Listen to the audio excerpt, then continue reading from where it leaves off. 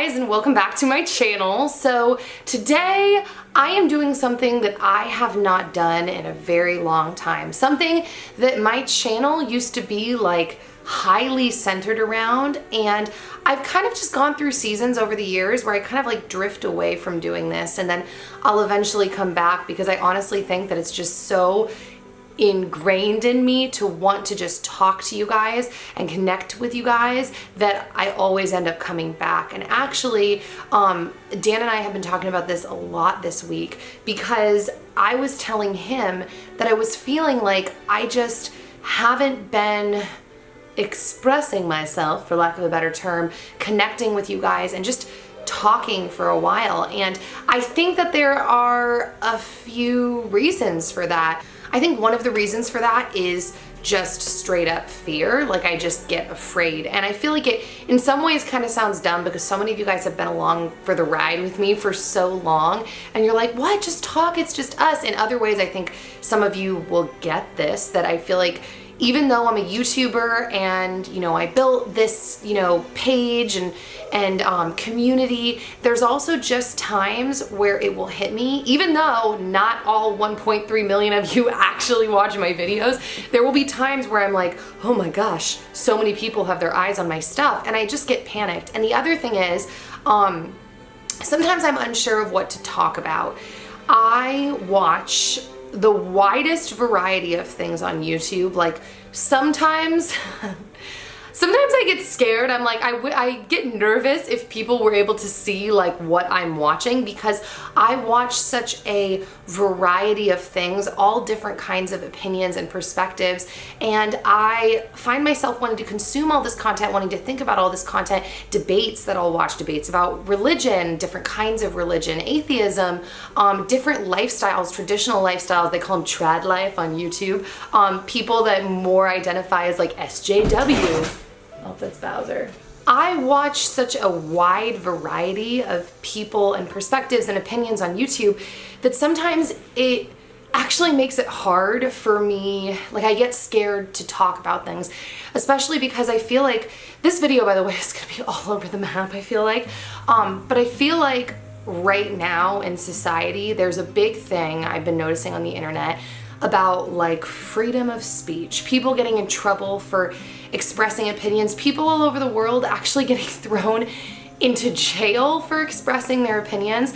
And it really scares me because I feel like if you've been watching my channel, well, let me take that back. It doesn't really scare me, but that has been an effect before, or been an impact before, in one of the many reasons why sometimes I will just like clam up.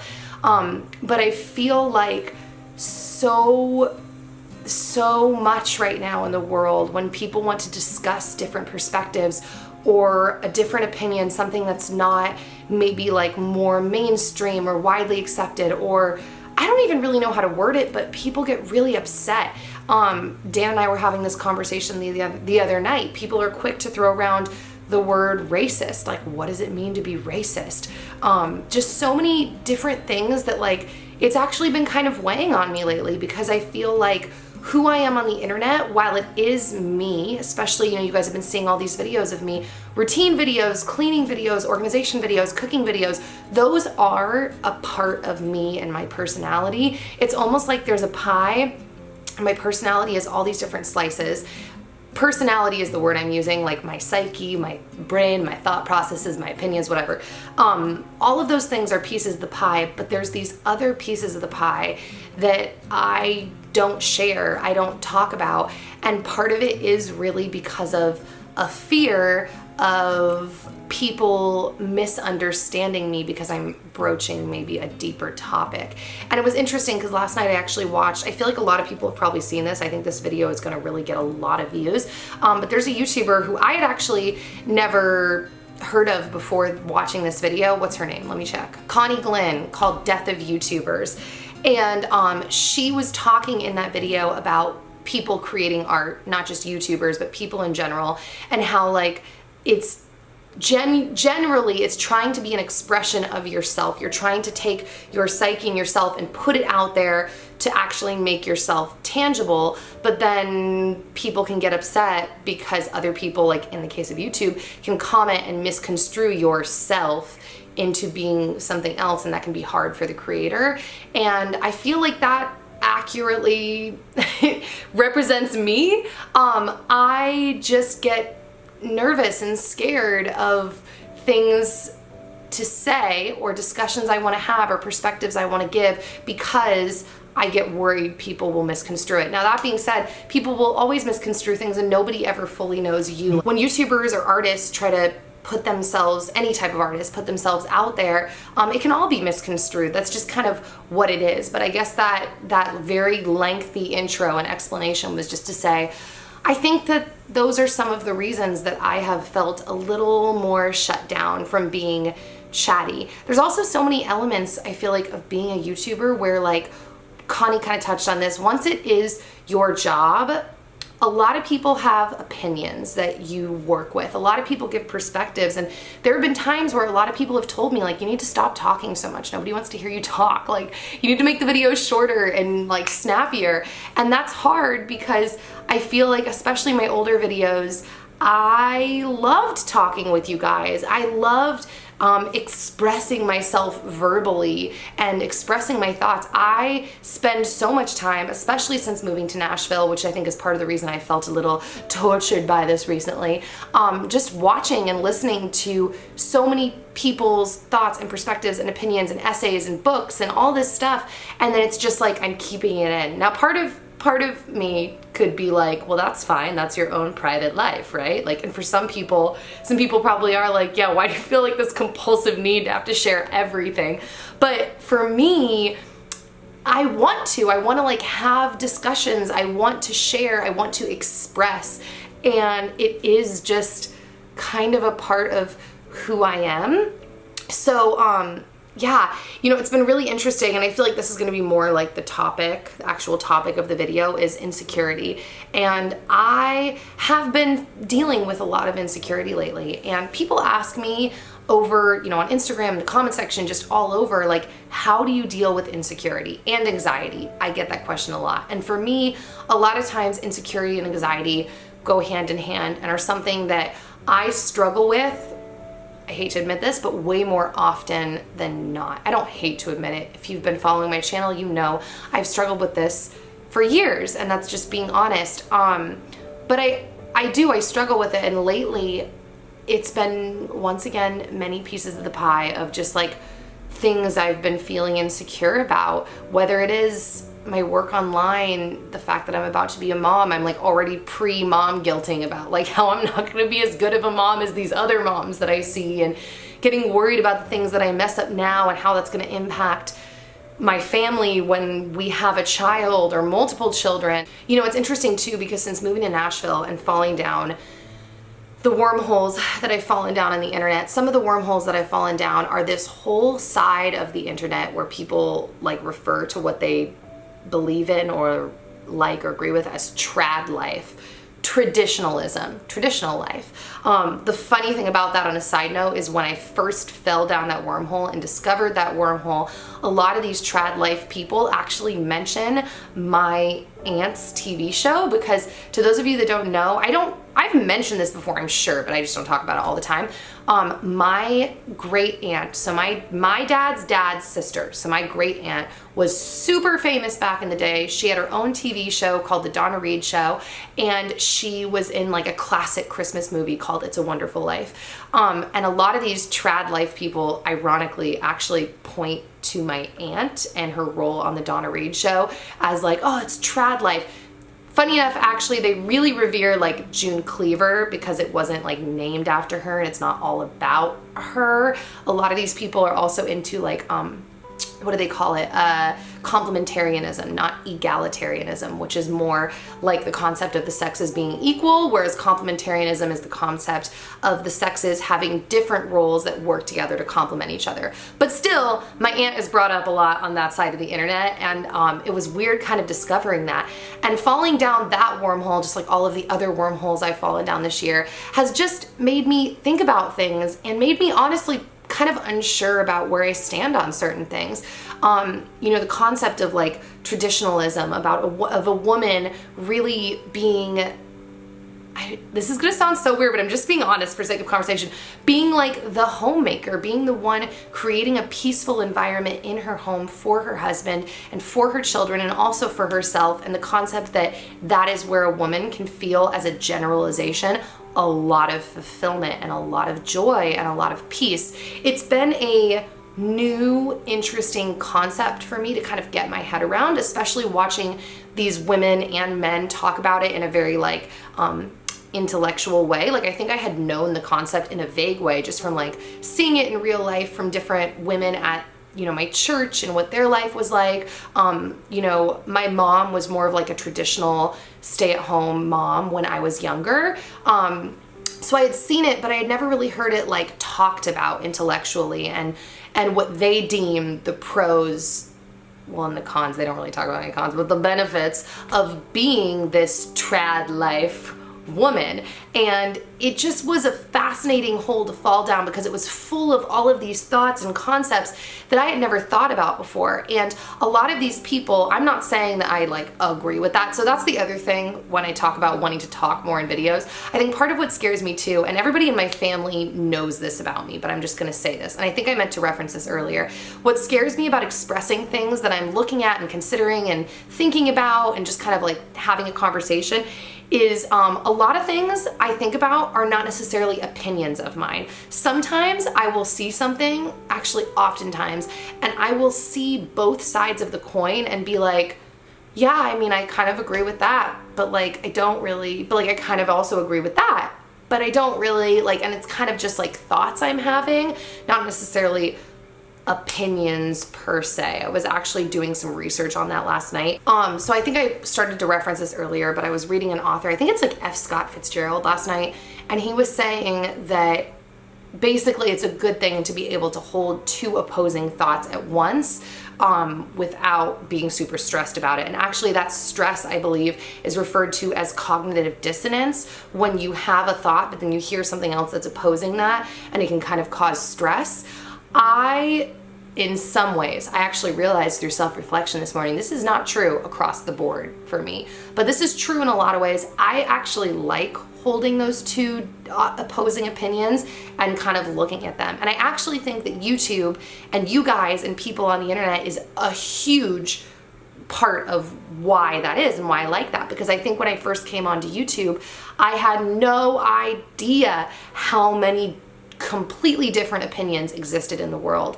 And because I was more talkative and a lot of my videos were chatty, I received a lot of those opinions from people, and there were opinions that I just was like, people have these opinions? Like, what? It was kind of like the first time I ever discovered, this is pre-YouTube, but this is kind of an example of what I mean. When I lived in Singapore, and I was talking to a physical therapist about how I wasn't sure if I was gonna have biological children, we might only adopt, and she like freaked out, and she was really looking down on adoption, like that was what was going on. And I didn't know that there were people that looked at adoption as a negative thing. My mind was blown. I didn't understand their process or their perspective. I'm still kind of learning it. I've actually seen videos where people will comment on like families who do foster care, and they'll say like, there's a special place in hell for people like you. And I was like, wait, what? People like are opposed to this? But then I ended up doing more research and I understood their perspective and where they were coming from.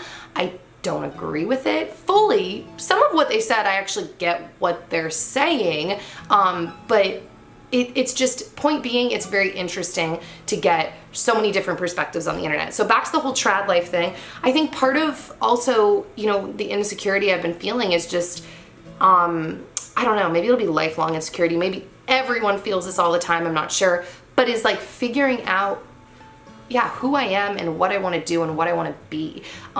For so much of my life, I've been so goal driven. Like, I remember I just didn't fit in as a teenager, because I really am starting to think that a lot of goals that we can set, and I had this conversation actually with a dude friend of mine. If you guys saw the Tea Talk I did with Bonnie Kay, I was talking to her husband Max, and we were talking about a goal that he had, and he was saying, like, I'm afraid that when I get there, it's not going to be as fulfilling as I thought it would be, and that's going to be disappointing. And I understand, part of me is like, that's a lie, and that's not a good enough reason to not go for something. But then part of me understood what he was saying and what he meant, because I think there's also a little bit of truth to that a lot of things that we think in this life will fulfill us don't end up fulfilling us when we get there. It's not what we really wanted. And don't get me wrong, I also don't necessarily think that family and children is what will fulfill you. I don't know if I personally believe that anyone can ever be fully fulfilled on the planet, especially certain personality types. When I was reading the Enneagram 7 for myself, they actually specifically talked about that sevens always have this feeling like there's something better, there's something coming. And but I kind of also, from a Christian, at least my specific Christian perspective, I kind of believe that in general, that, like, I don't know, can we ever be fully fulfilled on the planet?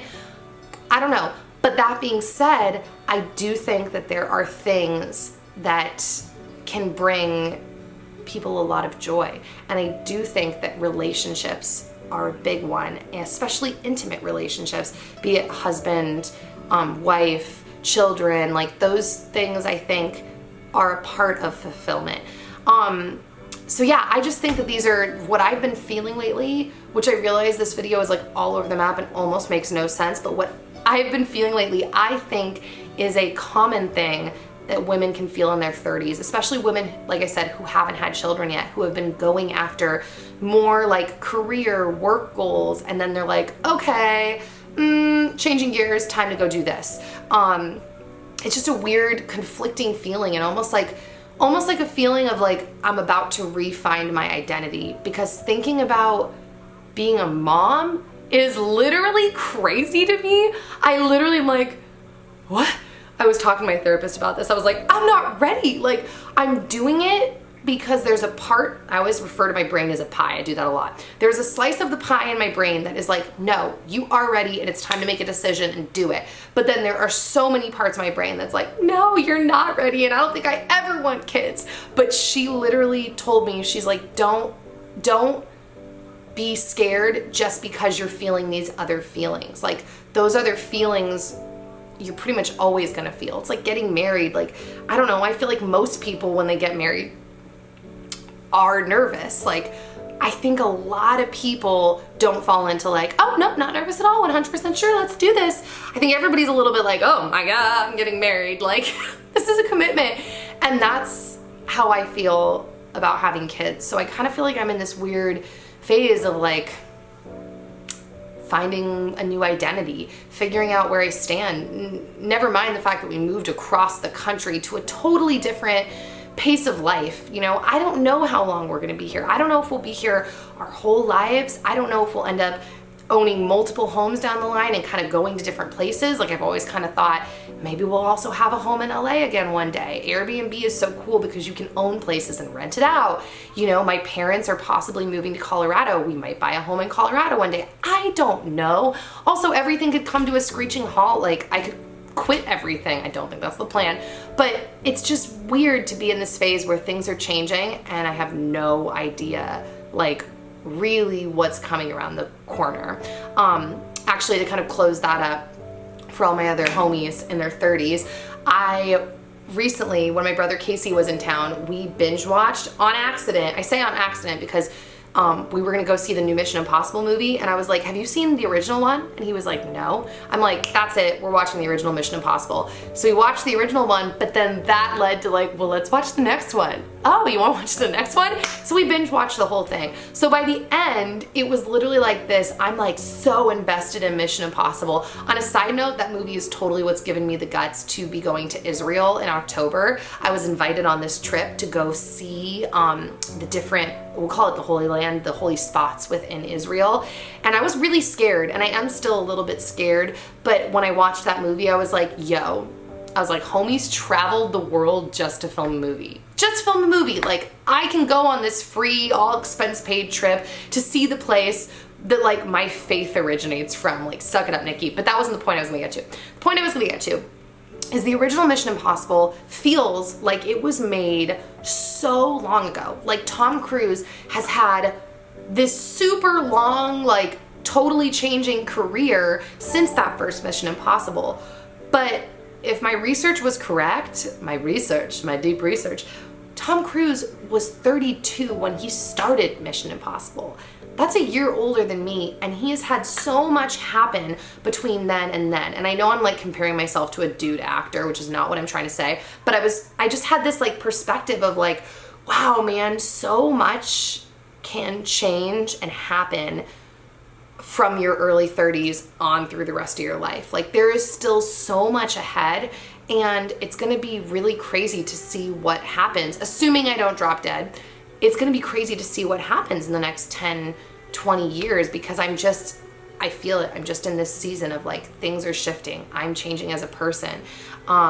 It's just crazy. So I'm gonna stop talking because I think I've been talking for way too long. This is such a throwback to my old videos because I feel like I could just talk forever now that I'm on a roll. But I hope that this was interesting for someone out there, and I hope that someone was able to relate. And I don't even know what I hope. I actually don't even know what I hope. No, I do know what I hope. I'm hoping that this serves as like interesting conversation in the comments, to be honest. In the past, so many of you have left very like thoughtful, thought-provoking comments, and you guys are smart. I'm really interested to see what you have to say. And sorry this was all over the map, but feel free to let me know too if there are other things that like I touched on that you would like me to kind of like expand on, because Dan has really been encouraging me a lot lately. He's done this so many times over the years, which I always say if you've watched my channel for a long time, you've heard this, but I've mentioned this before, that Dan is always encouraging me to like speak. He's like, you are like a sponge, you're soaking in stuff all the time. He's like, you just have to share, like, do it. He's always like encouraging me. He's like, it's okay that if people have different opinions, it's okay if haters gonna hate. Like, he's like, that's the internet, you just have to share. So feel free to let me know, like I said, any things that you want me to expand upon. Okay, I'm gonna go for real now. I love and appreciate you guys, and I just want you to know that, and I'll see you back here soon, God willing, with another new video. All right, bye guys.